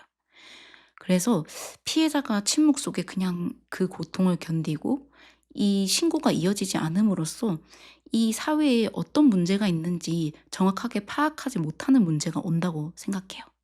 이는 개인의 불행을 넘어서 사회 전체의 정의와 범죄 예방을 가로막는 문제가 된다는 거죠. 누구나 실수하고 때로는 부족한 모습을 보이는 게 인간이잖아요. 피해자도 사람이라는 거죠. 갑자기 하늘에서 떨어진 외계인이 아니에요, 여러분. 다른 사람을 향한 가혹한 잣대는 언젠가 우리 자신에게 돌아올 수 있어요. 오늘 완벽하지 않은 피해자를 탓하던 내가 내일은 내가 완벽하지 않다는 이유로 공격당할 수도 있다는 거죠. 놀러 가서 범죄를 당하면 어쩔 수 없고, 범죄를 당하고서는 웃으면 안 되고, 늦은 시간에 범죄를 당해도 어쩔 수 없는 사회가 될 수도 있어요. 피해자에 대한 연민과 지지는 결국 나를 위해서 그리고 사회를 위해서 있어야만 하는 필수 조건이라는 겁니다. 2차 가해를 하고 진정한 피해자가 맞는지 의심한다는 것 자체가 결국 우리가 얼마나 약한지를 보여준다고 생각합니다. 피해자도 피해를 겪지 않은 사람도 다 약하기 때문에 서로 동질감을 가지고 서로서로 보호하는 사회가 되어야 조금 더 나은 사회가 될 수 있을 거라고 생각합니다. 완벽한 피해자, 이상적인 피해자를 다루고 싶었던 이유가 여기 있는데요. 저는 그런 질문을 굉장히 많이 받았어요. 부산 돌려차기 피해자는 왜 이렇게 나대냐? 라는 질문이었는데요. 사실 저도 이런 역할이 그닥 즐겁진 않죠. 하지만 제가 이렇게 계속 얘기하는 이유는 그나마 이 사회가 말하는 완벽한 피해자에 가까운 사람이기 때문이라고 생각해요. 모르는 사람에게 당했고 정말 막을 수 없었고 명확한 가해자가 있고 법적으로 피해 사실을 인정받았고 그런 완벽한 피해자이기 때문에 이 이야기를 멈출 수 없었습니다. 제가 나서지 않는다면 조금이라도 완벽하지 못한 피해자들은 아예 얘기를 못 꺼낼 테니까요. 누군가는 뭐 "이제 잊고 새 삶을 살아라."라고 얘기하기도 합니다. 저라고 뭐 인생의 전부를 피해와 함께 살고 싶진 않겠죠. 하지만 완벽한 피해자가 나타날 때까지, 완벽한 피해자가 없어도 되는 그날까지, 20 년이 지나도 안전할 수 있을 때까지는 소리내지 못하는 이들을 대신해 목소리를 내는 것입니다. 피해자가 사람다워지는 그날까지 계속 목소리를 내겠습니다. 숨겨진 이야기를 다루는 김진주의 모자이크. 오늘은 여기까지입니다. 감사합니다. 숨겨진 이야기를 다루는 김진주의 모자이크입니다. 사람들은 감정을 처리하는 과정이 꼭 필요하잖아요. 오늘은 그 감정을 어떤 방식으로 처리해야 되고 어떻게 빠르게 환기할 수 있을지 얘기해 보려고 합니다. 첫 번째는 솔직해지자입니다. 감정은 굉장히 정직한 신호예요. 뇌가 과거의 경험을 바탕으로 몸의 감각으로 의미를 부여해서 이 신호를 만든다고 해요. 이때 중요한 건 지금 내가 그 감정을 받아들이고 있느냐인 것 같더라고요. 저는 범죄 피해를 겪은 이후에 한동안 좀 과하게 밝은 사람처럼 지냈어요. 주변에 걱정도 너무 많고 설명하는 것도 지치니까 애써 이제 밝은 사람으로 이렇게 포장을 해서 괜찮은 척하려고 했던 거죠. 그런데 그 감정을 외면하는 데 에너지를 다 쓰다 보니까 집에 오면 진짜 아무것도 하기 싫더라고요. 그래서 청소를 안 하게 되고 집이 점점 엉망이 되더라고요. 그러다가 뭐 어느 날 "왜 이렇게 집이 더럽냐?" 이렇게 질문을 받았는데 "사실 나 괜찮지 않다." 이러면서 펑펑 울었어요. 근데 진짜 신기한 건 그날 이후로 이상하게 이 우울 증상이 급격하게 가라앉았어요. 감정이라는 게 결국 내 뇌가 보내는 신호인데 이걸 하지 않으려고 노력한다는 건 자신을 부정한다는 거니까요.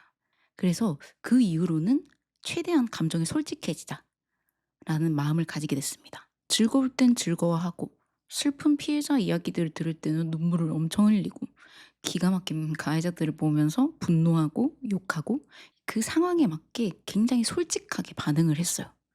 그렇게 하니까 신기한 게 감정이 제 일상에 뒤따라오지 않더라고요. 두 번째, 포기하자입니다. 대학교 시험을 보던 때였는데 시험지를 제출하고 나갈 수 있는 시간이 정해져 있었거든요. 근데 그 시간이 딱 되니까 교수님이 이렇게 말씀을 하시더라고요. 지금 못 쓴 거면 어차피 못 쓰는 거니까 마무리하고 나가시라고. 근데 사실 그 말이 진짜 맞잖아요. 짧은 시간 동안 생각나지 않았던 그 답이 오랫동안 생각한다고 나올 리가 없잖아요. 그런 면에서 이 감정도 똑같다라고 느끼게 된 것 같아요. 감정 또한 오래 붙잡고 있으면 문제가 복잡해지기만 하고 풀리는 경우가 거의 없더라고요. 사람은 시간이 많아질수록 생각을 더 많이 하게 되니까 원래 있는 감정에서 더 무거운 감정을 덧대게 되는 거죠.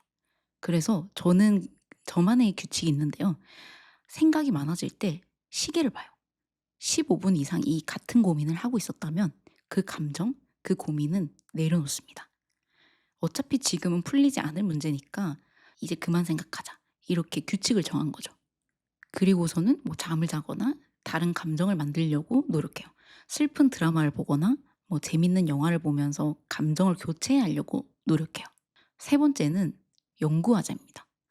제가 이 불안이 좀 많이 심했을 때, 그때 저는 내가 무엇이 무서운 건지를 하나씩 분석해 봤어요. 그래서 골똘히 생각해 보니까 사각지대는 누군가의 도움을 받을 수 없고 뒤에서 공격을 당하면 누구라도 방어할 수 없고 그런 사실들이 가장 두려워서였더라고요. 그래서 그걸 조금 보완할 수 있는 360도 카메라를 들고 다니기 시작했어요. 이게 뭐 나를 완벽하게 지켜줄 순 없더라도 적어도 이 증거는 남길 수 있겠다? 이런 생각을 가지니까 이 불안이 굉장히 눈에 띄게 줄어들더라고요. 또 가해자가 누군지도 몰랐을 때는 진짜 불안감이 엄청났어요. 제 상상 속의 가해자는 점점 괴물이 되어 갔어요. 연쇄살인범일 것 같고 조직 폭력배일 것 같고 진짜 오만 상상을 다 했었던 것 같아요. 그런데 사람들이 하지 말라고 그렇게 말렸던 방청을 하면서 가해자를 마주하고 재판 기록을 1268 장을 보고 나니까 이상하게 그 불안감이 줄기 시작했어요. 이 사람은 내가 생각했던 괴물이 아니더라고요. 그냥 겁 많고 비겁한 인간이라는 걸 그 자료들 그리고 그 모습들로 알 수 있었거든요. 네 번째는 따라해 보자인데요. 감정은 과거 경험을 바탕으로 만들어진다고 하잖아요. 그래서 이 같은 상황이 반복되면 뇌가 같은 반응을 하겠죠. 이때 같은 상황에서도 다른 결과가 나올 수 있다는 걸 뇌가 이제 경험을 해야 반응이 달라진다고 하더라고요. 저에게는 로비나 엘리베이터가 그랬어요. 퇴원을 앞두고 하루 전에 이제 일부러 그 공간을 다시 찾아갔거든요. 기억이 날 수도 있고 불안이 커질 수도 있으니까 뭐 '미리 연습해 보자.' 하는 생각으로 간 거죠. 혹시나 만약에 기억이 나지 않더라도 '이걸 어떻게 처리해야 될까?'라는 생각을 했을 때 '좋은 기억으로 덮어 버리자.'라는 생각을 하기도 했어요. 그래서 함께 간 남자친구에게 "기억이 나지 않더라도 우리 키스하면서 이 엘리베이터를 타자."라고 했어요. 다행히 실제로 기억은 떠오르지 않았고 아주 좋은 기억으로 그 공간이 덮여졌어요. 이 방식은 회복 과정에서 실제로 사용하는 방식이래요. 우연히 일어난 일이고 매번 반복되는 일이 아니라는 인식을 이 몸에게, 다시 뇌에게 가르쳐 주는 거죠. 다섯 번째는 보상의 주자입니다. 저는 이 과정이 굉장히 중요하다라고 생각하는데요. 많은 분들이 힘든 날엔 비싼 음식이나 뭐 큰 소비로 자신을 위로하잖아요. 그런데 저는 그보다 더 가까이서 찾을 수 있는 걸 찾으라고 말씀드리고 싶어요. 저를 예로 들면 너무 지칠 때 빨리 잠을 잔다던가 정말 답답할 때는 거품 목욕을 해요. 이때 중요한 건 선택지를 많이 두지 않는 거예요. 스트레스 받을 때는 이걸 할 거야. 이렇게 단순하게 정해두는 게 감정을 빨리 벗어나는 데 도움을 주거든요. 그리고 저는 스스로 많이 칭찬하려고 노력하는 편인데요. 잘했다고 생각했을 땐 어깨를 감싸고 머리를 쓰다듬고 진짜 애썼다. 진짜 잘했다." 이렇게 스스로에게 말해줘요. 다른 사람의 위로도 큰 힘이 되지만 그것조차 에너지가 필요하잖아요. 그래서 스스로를 위로하는 것이 가장 편하면서도 가장 강력한 무기가 될 수 있습니다. 여섯 번째는 바꾸자인데요. 어쩌다 보니까 저는 이 삶이 한정되어 있다 라는 걸 비교적 빨리 느낀 편인데요. 그래서 생각을 길게 하지 않으려고 노력해요. 언제 삶이 끝날지 모르는 상황에서 생각을 오래 한다고 바뀌는 건 없더라고요. 그래서 그 이후로 저는 바꿀 수 있는 것에 집중하기로 했어요. 20년 동안 내가 안전해질 수 있는 방법을 차라리 만들어 보자, 준비해 보자 라는 쪽을 선택하게 됐습니다. 감정은 쉽게 바뀌지 않지만 상황은 충분히 노력하면 바꿀 수 있거든요. 이 이야기를 들으시면서 어떤 생각이 드셨나요? 감정과 방법은 단순해질수록 힘이 생기는 것 같지 않나요? 여러분의 고민이 무엇이든 반드시 풀리는 날은 올 거예요. 뭐 풀리지 않는다고 해도 괜찮아요. 우리는 아주 많은 시간과 기회가 있거든요. 이 굴곡진 인생은 결국 큰 자산이 되니까요. 오늘도 살아낸 스스로에게 칭찬을 해주면서 오늘의 그 감정을 정리하실 수 있었으면 좋겠습니다. 숨겨진 이야기를 다루는 김진주의 모자이크는 여기까지입니다. 감사합니다. 안녕하세요. 숨겨진 이야기를 다루는 김진주의 모자이크 김진주입니다. 살다 보면 이런 순간들이 있습니다. 분명히 하기 싫은데 거절하지 못하는 순간들. 우리는 보통 어떤 요청을 받아들이는 이 수락을 긍정적인 태도라고 생각합니다. 좋은 사람, 협조적인 사람, 배려 깊은 사람으로 생각하죠. 하지만 거절하지 못하면 그 수락은 어떤 결과를 만들어내고 내가 책임져야 하는 일이 됩니다. 그 수락 하나로 감당하지 못할 책임을 떠안게 되는 경우도 많습니다.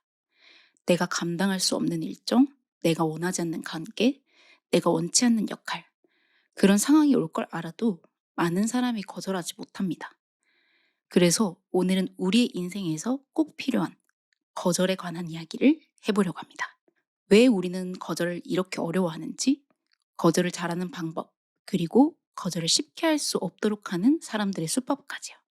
먼저 거절을 쉽게 하지 못하는 이유부터 짚어볼게요. 사람들이 거절을 어려워하는 가장 큰 이유는 거절 그 자체 때문이 아니라 거절 이유를 상상하기 때문입니다. 거절하면 관계가 끊어질 것 같고, 미움받을 것 같고, 평가가 나빠질 것 같고, 나라는 사람이 부정적인 사람으로 보여질 수 있다고 생각해요.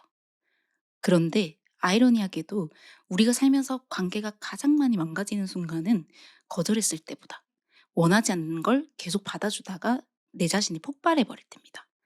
이러면 거절보다 수락이 더 관계를 망치는 거 아닐까요? 또는 불편한 상황을 빨리 끝내기 위해 언급결에 수락하거나 애매모호한 답을 하려고 합니다. 아, 지금은 좀 애매해요. 한번 생각해 볼게요. 상황을 좀 봐야 할 것 같아요. 이 말들은 거절처럼 들리지만 이 상대방에게는 전부 가능성으로 들려요. 그래서 요구가 이렇게 돌아와요. 그럼 다음 주는 어때요? 괜찮아요? 이건 오래 안 걸려요. 아, 이번 한 번만요. 이 과정에서 시간은 계속 쓰이고 내 감정은 계속 소모되지만 상대는 전혀 거절당했다고 느끼지 않아요. 그래서 오히려 이 애매한 거절은 상대를 더 집요하게 만들고 관계를 더 불편하게 만들어요. 심지어 이 심리학에서는 거절 민감성 증후군이라는 말까지 있어요.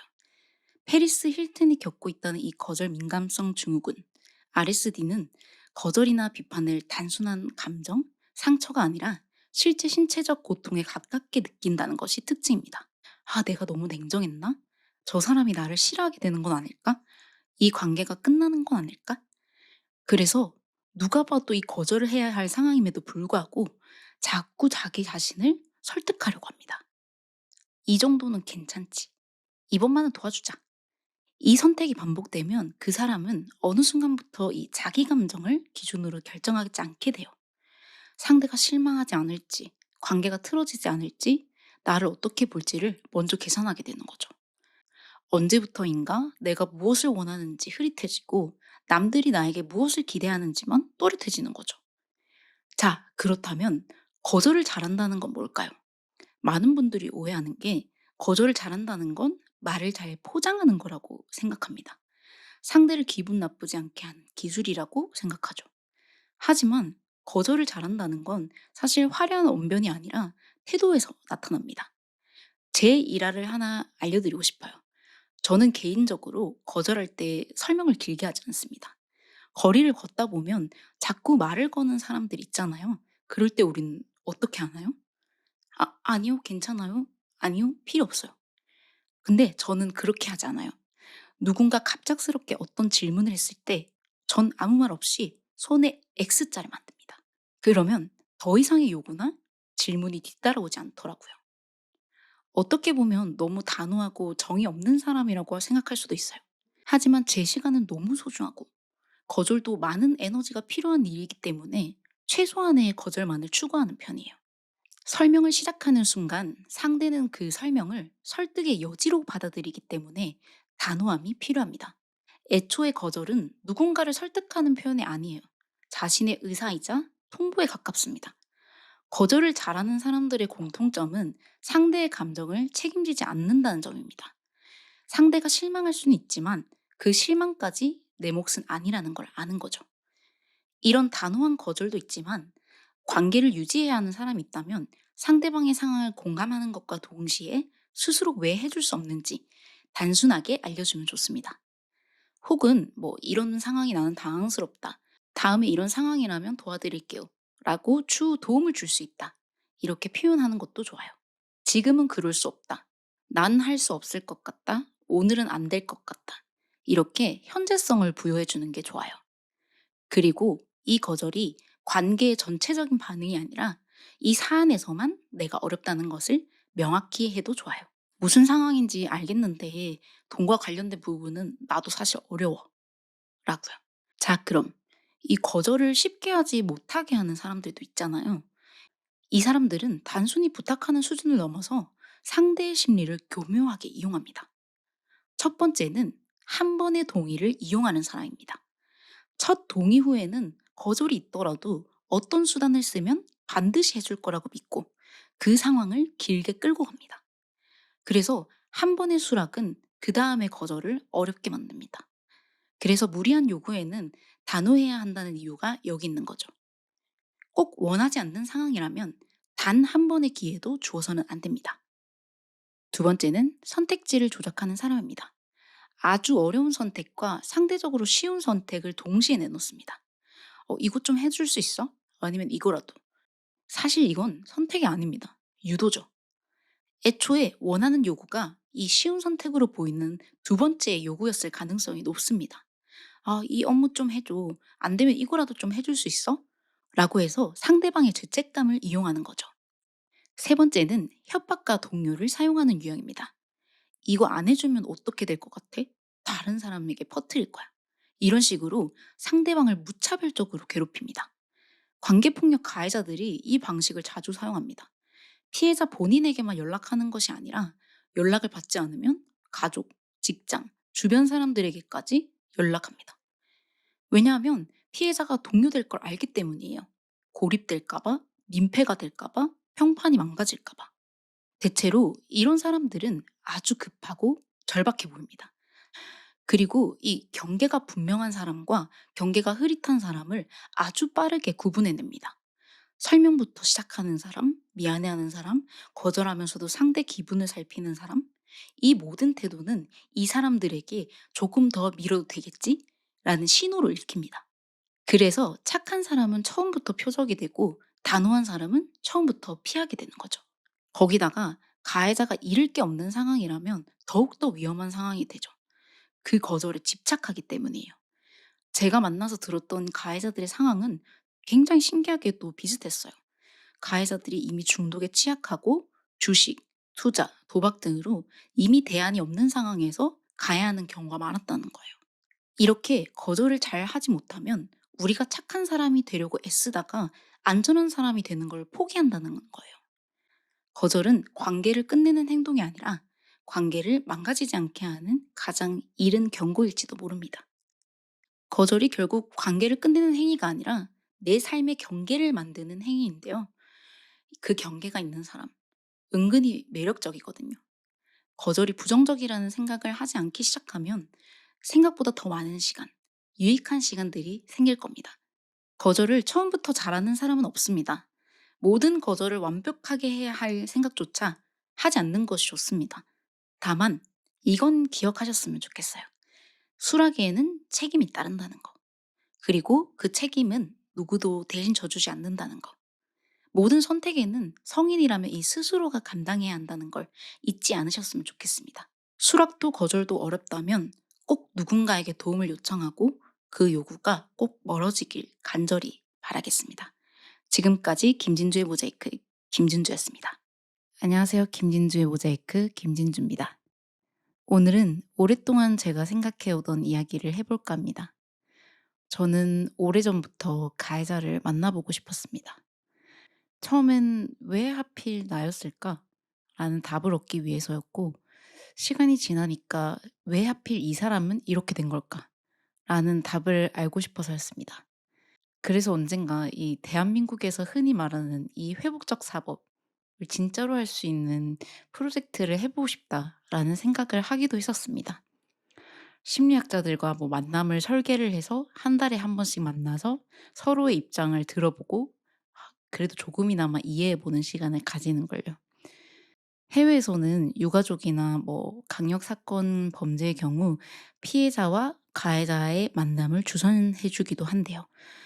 하지만 이 특정 강력 범죄 그리고 가해자와 피해자가 살아있는 경우에 이런 사례들은 여전히 드물대요. 그래서 제가 살아있는 동안에는 이런 경험을 할 수 없을 거라 생각했습니다. 그러다가 우연히 본 피해자가 가해자에게 라는 책을 보고 머지않아 한국에서도 이런 일이 가능할 수도 있겠다라는 또 다른 희망을 품게 되었습니다. 바로 이 책입니다. 피해자가 가해자에게. 피해자가 가해자에게 질문을 한다는 것조차 우리 사회에서 흔치 않은 일인데, 관련해서 '만약에 질문을 한다면 어떤 질문을 할 수 있을까?' 이렇게 상상의 나래를 펼치게 되는 책이기도 했습니다. 일본의 정신보건복지사인 사이토 아키요시는 강박적 성행동을 멈추지 못하는 사람들을 대상으로 교육을 하고 있었어요. 그런 사이토 씨에게 1995년 성폭력 피해를 경험한 이 니노미야 씨가 스스로 가해자를 만나보고 싶다라고 하면서 이 이야기가 시작됐다고 해요. 그래서 이 가해자와 피해자가 한 공간에서 대화를 하는 프로그램이 만들어졌는데요. 사실 모두가 이 가해자를 만나고 싶다고 하면 손살을 일칩니다. '아 절대 하지 마.' 너무 많은 사람들이 말려서 '아 이건 절대 해서는 안 되는 일이구나.'라는 고정관념이 생길 정도로요. 물론 생명이 위험해질 수도 있지만 이 피해자들의 일상은 이미 더 위태롭기 때문에 딱히 상관없다고 생각하는 것도 있는 것 같아요. 니누미야 씨도 주변 사람들이 다 말렸다고 하는데 자신에게 떠오르는 이 수많은 질문들을 끝내기 위해서 이걸 시작했다고 합니다. 그렇게 첫 회차의 가해자들을 만났을 때 니노미야 씨는 이런 말을 했다고 합니다. "여러분, 와주셔서 감사해요." 사실 이게 모두들 당황을 했대요. 왜냐면 피해자가 가해자에게 감사하다고 하는 경우가 거의 없잖아요. 그런데 저는 이 구절을 읽었을 때 굉장히 반가웠어요. 저와 비슷한 마음을 가진 것 같았고, 이게 글로나마 이분을 만날 수 있다는 사실이 너무 기뻤습니다. 저 또한 조금 이상하다고 생각하실 수 있겠으나 저는 가해자가 영원한 가해자이길 바라지 않고, 한 번 가해자는 어디를 가도 영원한 가해자다라고도 생각하지 않거든요. 당연히 저도 가해자가 싫긴 하지만 지금은 증오라기보다는 '아 왜 이를 사서 만들어서 이렇게 많은 사람들을 피곤하게 만들지?' 라는 투정에 더 가까운 것 같아요. 오히려 저는 가해자가 '저보다 많이 회복했으면 좋겠다.'라는 마음을 가지고도 있어요. 제 사람들이 안전해질 수 있다면 뭐 그가 행복해지는 것도 바랄 수 있을 것 같아요. 아마 피해자가 되지 않았더라면 가해자를 알아보고 싶다는 생각은 전혀 하지 않았을 것 같아요. 당연히 가해자들에게는 서사가 주어지면 안 되지만 누구든지 언제든 피해자가 될 수도 있고 가해자가 될 수도 있기 때문에 그들의 입장을 한 번쯤은 들어봐야 한다고 생각했습니다. 우리는 어릴 때부터 어떤 문제가 생기면 사과하고 용서하고 화해하고 이런 생각을 자연스럽게 하게 되고 배우게 되잖아요.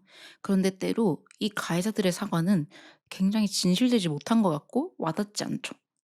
심지어 뭐 잘못을 인정할 때도 있지만 결국에 이 태도를 바꾸는 가해자들도 있고요. 가해자들은 체포되지 않거나 합의를 하면 이게 성공으로 여긴대요. 만약 체포됐더라도 상대방에게 깊이 반성하고 있다는 인상을 주면 자신에 대한 추궁이 끝날 걸 알기 때문에 그렇게 수차례 반성을 하고 반성문을 쓴다고도 해요. 물론 모든 사람들이 진실되게 반성하지 않는다는 건 아니지만 이미 학습된 경험이 있다면 이만큼 편리한 방법도 없으니까요. 하지만 우리가 그들에게 꼭 말해주고 싶은 것은 피해자들에게는 끝이 없다는 사실입니다. 가해자들은 어떤 가해 사실이 끝나는 순간 종결됐다고 생각해요. 혹은 체포되고 형량을 모두 마치면 끝났다라고 생각하죠.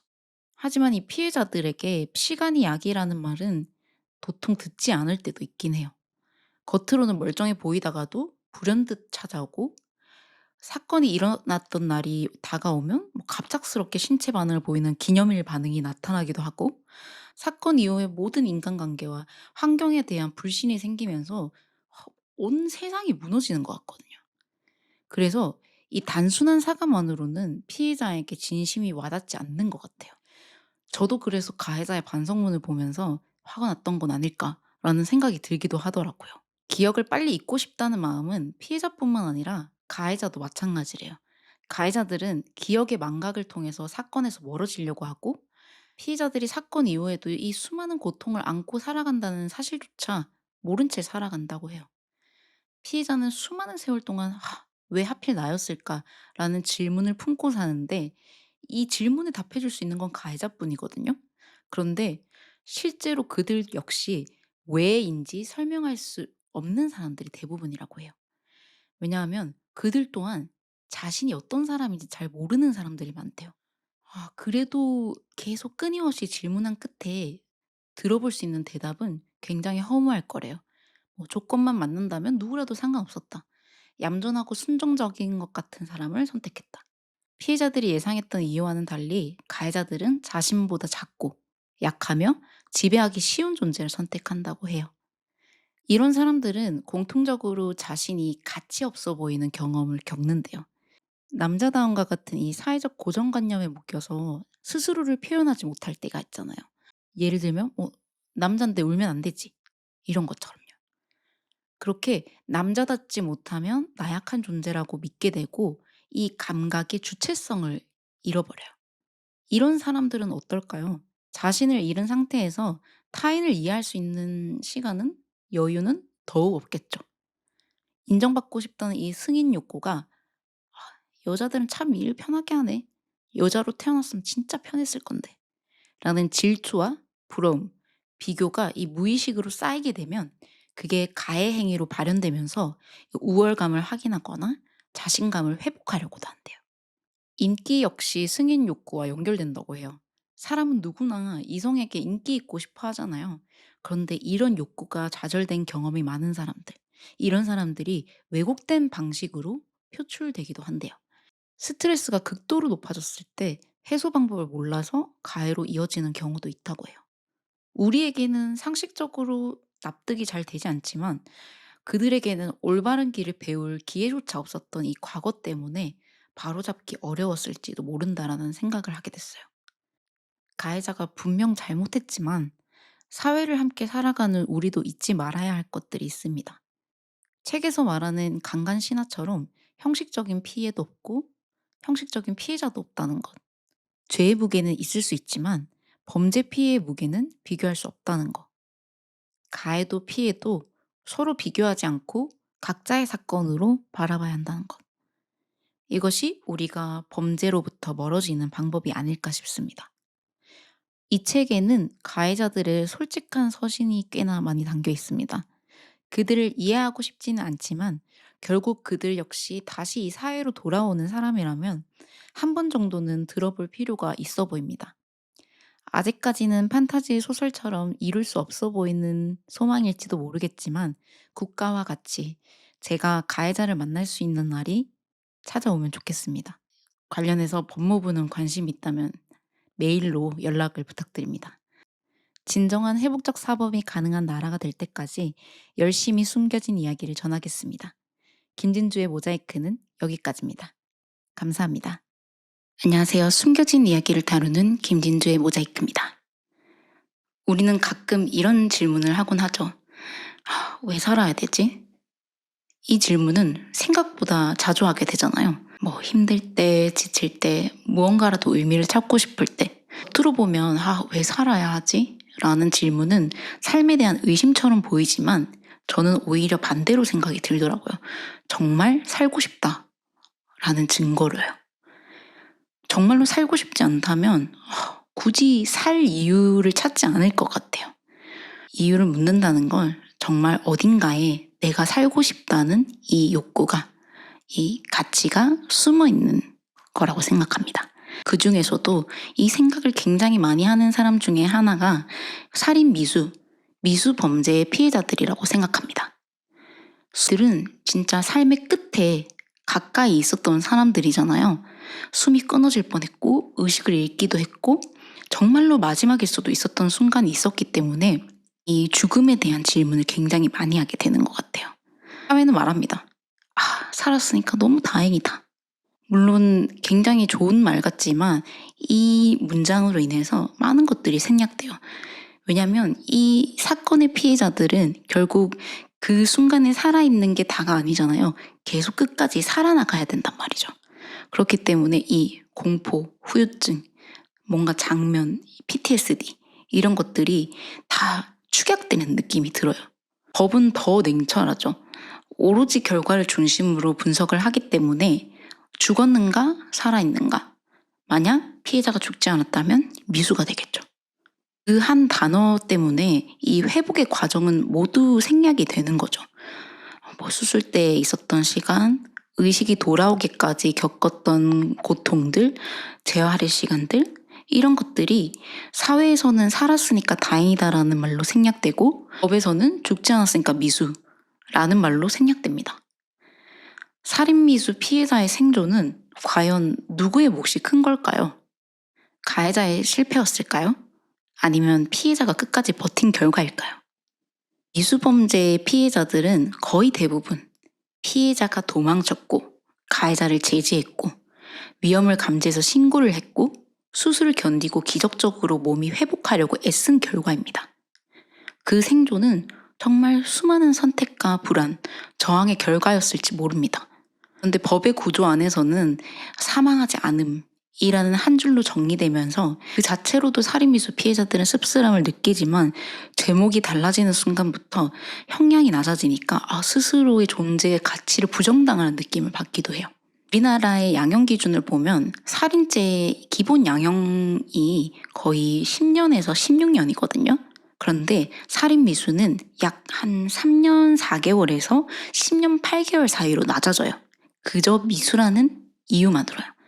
그래서 판사가 감형을 해줄지 말지를 판단하기도 전에 이미 출발선 자체에서 이 미수 범죄는 달라지게 되어 있는 거죠.